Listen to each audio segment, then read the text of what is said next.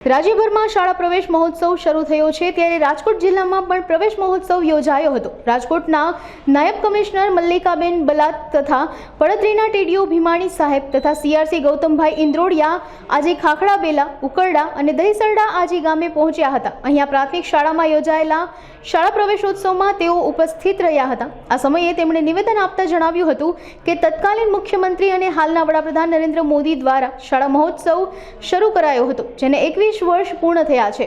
શાળાઓમાં શિક્ષણની ગુણવત્તા સુધરે એ માટે પ્રયાસ હાથ ધરાયા હતા। ગ્રામ્ય વિસ્તારોના છેવાડાના લોકો સુધી શિક્ષણ પહોંચે એ હેતુ સાથે આ કાર્યક્રમની શરૂઆત કરાઈ હતી।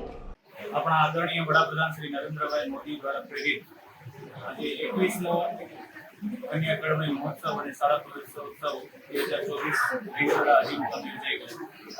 આ પ્રવેશોત્સવને સફળ બનાવવા માટે શાળાના આચાર્યશ્રી અને શિક્ષકોએ ખૂબ સારી મહેનત કરી હતી।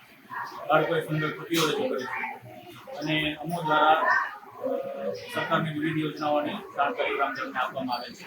એકંદરે આ પ્રોગ્રામ ખૂબ સફળ રહ્યો છે।